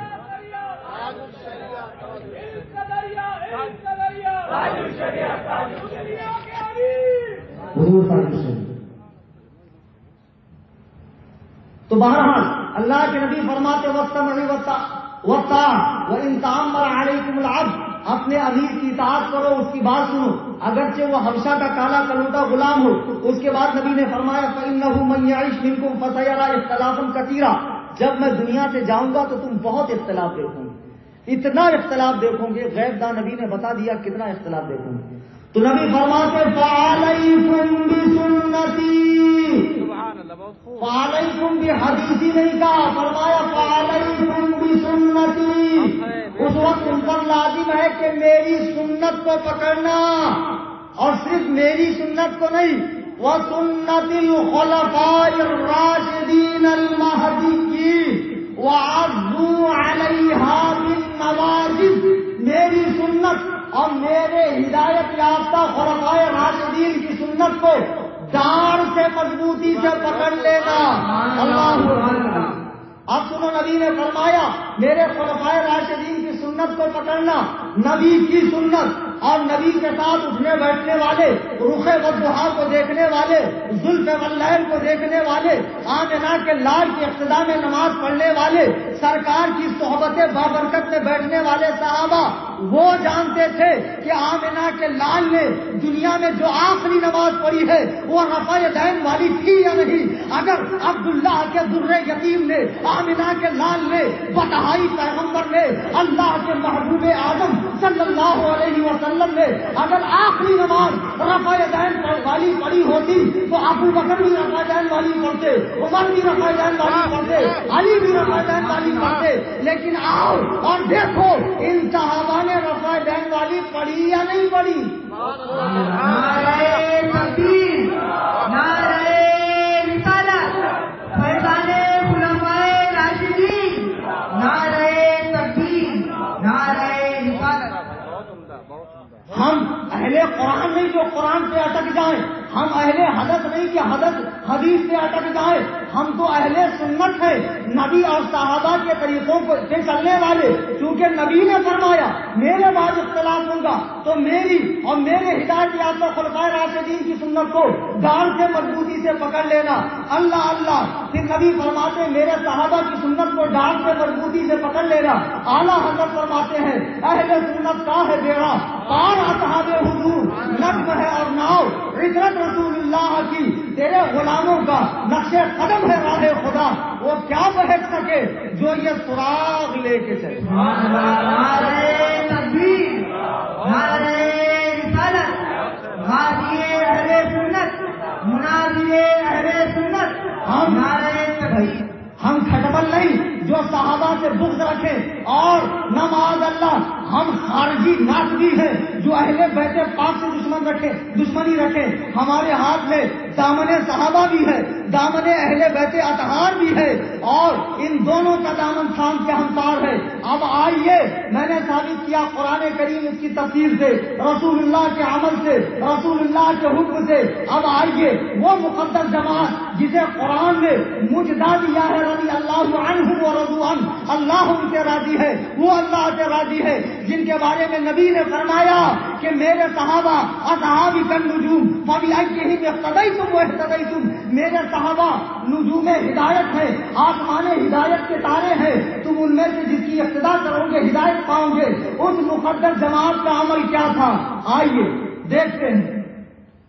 بحیقی شریف جلد 2 صفحہ نمبر 79، دار قطنی صفحہ نمبر 111، محمد بن جابر حماد بن سلیمان سے، وہ ابراہیم سے، وہ علقمہ سے، وہ عبداللہ ابن مسعود سے روایت کرتے ہیں کہ میں نے رسول اللہ صلی اللہ علیہ وسلم، میں نے مجاہد بیٹا سومن بیان اینڈ ہونے والا، حضرت عبداللہ ابن مسعود کہتے ہیں میں نے رسول اللہ صلی اللہ علیہ وسلم اور ابو بکر و عمر کے پیچھے نماز پڑھی، یہ حضرات صرف نماز کے شروع میں ہی رفع یدین کرتے، پھر رفع یدین نہیں کرتے۔ رسول اللہ بھی اور حضرت ابو بکر و عمر. اور آئیے امام بخاری کے استاد، امام بخاری رحمت اللہ علیہ کے استاد سید الحفاظ ابو بکر عبداللہ بن محمد بن قاضی ابی شیبہ، جن کی پیدائش ہجری 151 اور وفات ہجری 235 میں ہے، وہ اپنی کتاب مصنف ابن ابی شیبہ میں جلد 1 صفحہ 268 باب من کان یرفع یدیہ فی اول تکبیرۃ ثم لا یعود میں حضرت علی رضی اللہ تعالیٰ عنہ کا عمل نقل کرتے ہیں. پہلے عبداللہ بن مسعود نے کہا میں نے نبی اور حضرت ابو بکر و عمر کو دیکھا. اب سنیے مصنف ابن ابی شیبہ میں امام بخاری کے استاد لکھتے ہیں ان علی کان یرفع یدیہ اذا افتتح الصلاۃ ثم لا یعود. حضرت علی شروع نماز کے علاوہ پوری نماز میں رفع یدین نہیں کرتے تھے. پوری نماز پوری نماز میں رفع یدین نہیں کرتے تھے. اچھا آپ سنیے، اسی مصنف ابن ابی شیبہ جلد 1 صفحہ نمبر 237 پر حضرت مجاہد تابعی ہے، اسی لیے کہہ رہا تھا بیٹا سن مت، تیرے نام کے ایک تابعی بھی حضرت مجاہد تابعی ہے. وہ کہتے ہیں میں نے عبداللہ ابن عمر کے پیچھے نماز پڑھی. غور کریں، آگے حدیث آنے والی جس کو غیر مقلد دکھاتے ہیں بخاری سے. میں نے مسند حمیدی سے دکھایا کہ عبداللہ ابن عمر نے کہا کہ نبی نے نماز پڑھی جس نے رفع یدین نہیں کیا. ایک تو وہ نبی کی نماز نقل کر رہا، خود ان کی نماز کیسی تھی؟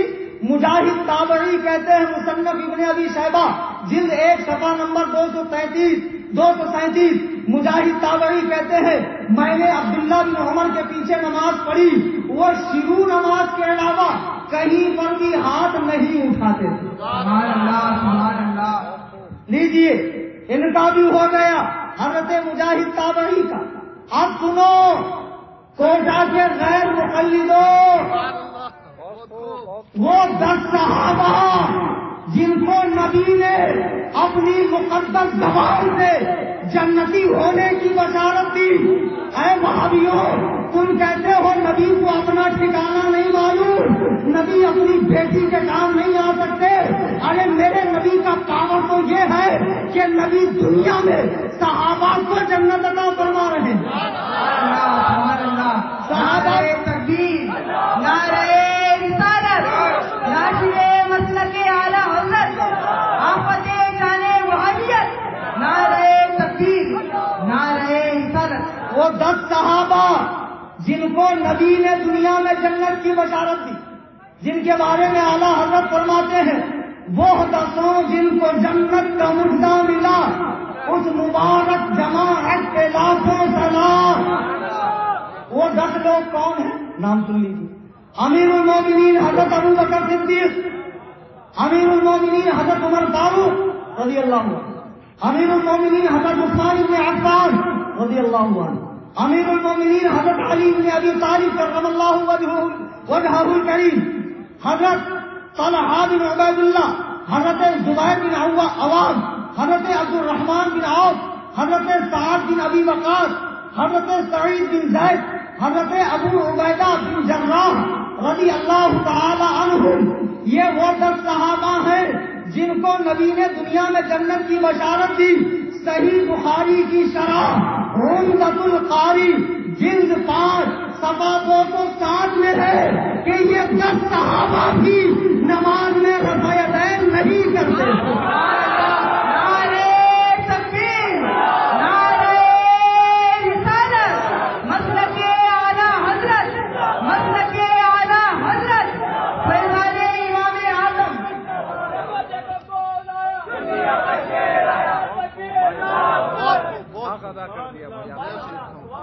وہ 10 جن کو جنت کا ملکہ ملا، ان کے جنتی ہونے میں کیا شک؟ رفع یدین کو ایمان و عقیدے کا مسئلہ بتانے والوں سنو، یہ تو جنتی ہے، اور ایسے اور اتنے یقینی جنتی جنتی ہے، خدا کی قسم اگر یہ جنتی نہیں تو جنت بھی نہیں، اگر یہ جنتی ہے تو جنت ہے۔ ایسے یقینی جنتی لوگ بھی نماز میں رکعتین نہیں کرتے تھے۔ اور اب سنیے، ان مقدس صحابہ کی زیارت کرنے والوں کو کیا کہتے؟ ماشاء اللہ ماشاء اللہ۔ تابعین کا عمل کیا تھا؟ امام بخاری کے استاد محدث ابن ابی شیبہ اپنی مصنف میں لکھتے ہیں کہ عاصم بن کلیب اپنے والد کلیب سے روایت کرتے ہیں، انہوں نے فرمایا حضرت علی کے اصحاب یعنی ان کے شاگردین، ان کے تلامذہ تکبیر تحریمہ کے علاوہ پوری نماز میں رفع یدین نہیں کرتے تھے، پوری نماز میں رفع یدین نہیں کرتے تھے۔ اور سنیے تابعین کا عمل، حضرت اسود و علقمہ یہ دونوں تابعی ہیں، عبداللہ ابن مسعود کے شاگرد ہیں، اور حضرت اسود تو وہ ہیں جنہوں نے 2 سال امیر المومنین حضرت عمر کی بارگاہ میں گزارے، اور آپ ام المومنین سیدتنا عائشہ صدیقہ سے بھی آپ کو شرف تلمذ رہا ہے، آپ ام المومنین کے شاگرد بھی رہے ہیں۔ حضرت اسود کہتے ہیں مصنف ابن ابی شیبہ جلد 1 صفحہ 237 پر وہ کہتے ہیں یہ حضرت اسود اور علقمہ یہ دونوں تابعی بھی پوری نماز میں رفع یدین نہیں کرتے۔ حضرت ابراہیم نخعی تابعی ہیں، اور ایسے تابعی ہیں جو صحابہ کی موجودگی میں فتوا دیتے، صحابہ کی موجودگی بہت بڑے درجے کے تابعی ہیں۔ مصنف ابن ابی شیبہ جلد 1 صفحہ 237 پر ان کے حوالے سے لکھا ہے کہ حضرت ابراہیم نخعی سوائے پہلی تکبیر کے پوری نماز میں کہیں بھی رفع یدین نہیں کرتے۔ اچھا، خالی امام اعظم کا مسلک نہیں ہے رفع یدین نہ کرنے کا، امام مالک کا بھی مسلک ہے۔ کون امام مالک؟ علماء آپ کو بتائیں گے کہ جن کے بارے میں نبی نے فرمایا تھا کہ ایک زمانے میں مدینے میں اتنا بڑا عالم پیدا ہوگا کہ لوگ مدینے کی طرف ایسے دوڑ کر آئیں گے جیسے سانپ اپنے بل کی طرف بھاگتا ہے، یعنی مدینہ ایک دن علم کا مرکز بنے گا۔ وہ حدیث بھی اتفاق امام مالک کے بارے میں، ان کا لقب ہے امام دار الہجرت، جنہوں نے 9 سال اپنی داڑھی سے روضہ رسول پر جھاڑو دی۔ وہ امام مالک جب حدیث پڑھا رہے ہیں بچھو ڈنک مار رہا ہے، لیکن ادب کے مارے اپنی تکلیف نہیں بیان کرتے۔ جب حدیث ہو گئی تو کرتا اٹھایا، شاگردوں نے کہا استاد پہلے ہی بتا دیتے، آپ فرماتے میں رسول اللہ کی حدیث پڑھا رہا ہوں، اور یہ کیسے ہو سکتا ہے کہ میں اپنی تکلیف ظاہر کروں؟ اللہ اللہ، کیا ایسا شخص بھی حدیث نہیں سمجھے گا؟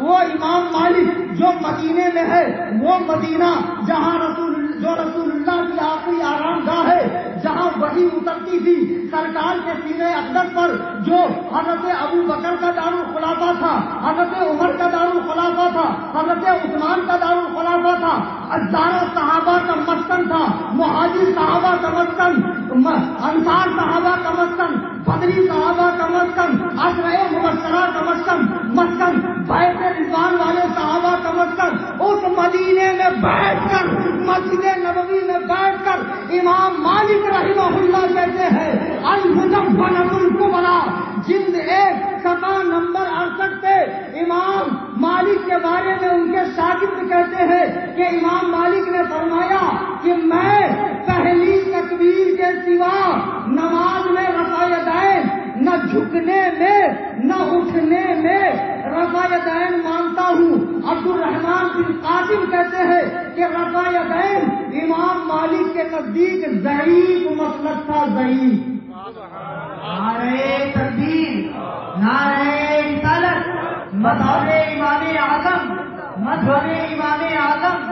جو صحابہ کے علوم کا مالک ہو، جو مدینے میں بیٹھ کر حدیث پڑھائے، کیا ان کو بھی نہیں پتا کہ رفع یدین والی حدیث منسوخ تھی یا باقی؟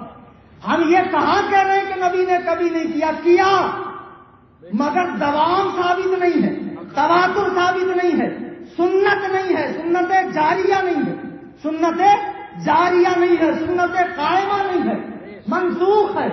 امام مالک رحمت اللہ علیہ تو مدینے میں حدیث پڑھا رہے ہیں، المدونۃ الکبریٰ میں ہے، وہ فرماتے ہیں میں پہلی تکبیر کے علاوہ نماز میں کسی جگہ رفع دین نہیں جانتا، نہ جھکنے میں نہ اٹھنے میں۔ ان کے شاگرد کہتے ہیں امام مالک کے نزدیک رفع دین ضعیف مسلک ہے، ضعیف۔ میرے بزرگوں اور دوستوں، یہ امام مالک رحمۃ اللہ علیہ ہیں جو روضہ رسول پر بیٹھ کر اپنی داڑھی سے جھاڑو دے رہے ہیں، جنہوں نے مسجد نبوی میں حدیث شریف پڑھائی ہے۔ اب یہ ہو گئے، پہلے میں نے کیا کہا؟ قرآن کریم، اس کی تفسیر، بیان کا پہلا حصہ۔ دوسرے نمبر پہ رسول اللہ صلی اللہ علیہ وسلم کے عمل سے، تیسرے نمبر سے رسول کے حکم سے، ماشاءاللہ، قول سے، نمبر 4 صحابہ و تابعین کے عمل سے، صرف صحابہ سے نہیں، تابعین کے عمل سے۔ اب آئیے ذرا یار لوگوں کے پاس ہے کیا ہے وہ بھی تو دیکھیں۔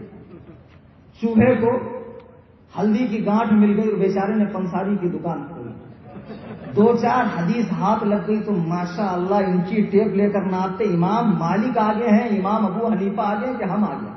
یہ الگ بات ہے کہ بیچاروں کو بخاری کا نام تک نہیں آتا ہے، اسی 2-4 حدیث کے بلبوتے پہ ماشاءاللہ محقق مدقق بنتے ہیں لوگ، محقق اور مدقق بنتے ہیں لوگ۔ کیا کریں، اللہ تعالیٰ ہدایت دے۔ ان کے پاس کیا ہے، ان کی جھولی میں کیا ہے، آخر یہ کس بنا پر اتنا اچھلتے ہیں، سماتے نہیں۔ اصل میں صحیح بخاری شریف میں عبداللہ ابن عمر کی ایک حدیث ہے رفع یدین کے تعلق سے، وہی حدیثیں دکھاتے ہیں، اور ایک مالک بن حویرث کی حدیث۔ ویسے تو ان کو علماء دعویٰ کرتے ہیں 1200 حدیثیں ہیں، کبھی کہیں گے 250 ہے، کبھی کہیں گے 50 ہے، ایک قول پہ قائم نہیں رہتے، لیکن جو سب سے مضبوط ان کی دلیل ہے، سب سے مضبوط ہتھیار جو ان کے پاس ہے، وہ یہی عبداللہ بن عمر والی حدیث ہے۔ میں کوٹا کے غیر مقلدوں سے، اور یہ بیان جو آن لائن سن رہے ہیں یا ریکارڈڈ ہو کر دنیا میں جہاں بھی پہنچے گا، میرا کانٹیکٹ نمبر بھی لے لیں 9820672770۔ ایک حدیث مجھے ایسی لا کر دیں جس میں یہ 4 خوبیاں ہوں۔ نمبر 1، حدیث صحیح ہو، صریح ہو، اس کے 2-4 معنی نہ ہو، ایک ہی معنی ہو۔ نمبر 3، غیر معارض ہو، اس سے دوسری حدیث ٹکراتی نہ ہو۔ نمبر 4، مرفوع ہو، یعنی رسول اللہ کا قول ہو، مقطوع نہ ہو، صحابی کا قول نہ ہو، رسول اللہ کا قول ہو۔ یہ 4 صفتوں کی حامل اگر حدیث آپ لا کر دیتے ہیں، موسٹ ویلکم، ہم بھی رفع دین کریں گے۔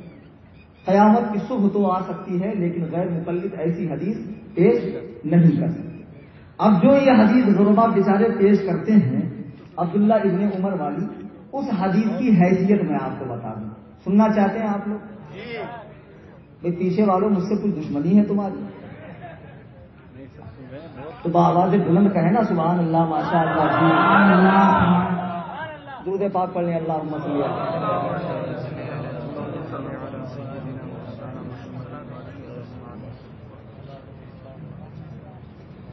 امام بخاری رحمت اللہ علیہ نے عبداللہ بن عمر والی حدیث کو بخاری میں 4 طرق سے روایت کیا۔ کتنے طرق سے؟ 4۔ اور مالک بن حویرث والی حدیث کو 1 طریق سے روایت کیا۔ مالک بن حویرث والی حدیث کو 1 طریق سے، اور عبداللہ بن مبارک والی کو 4 طرق سے۔ تو کہیں پر اس کے کسی ایک سند میں کہیں ضعیف راوی آ گیا، کہیں کچھ ہو گیا۔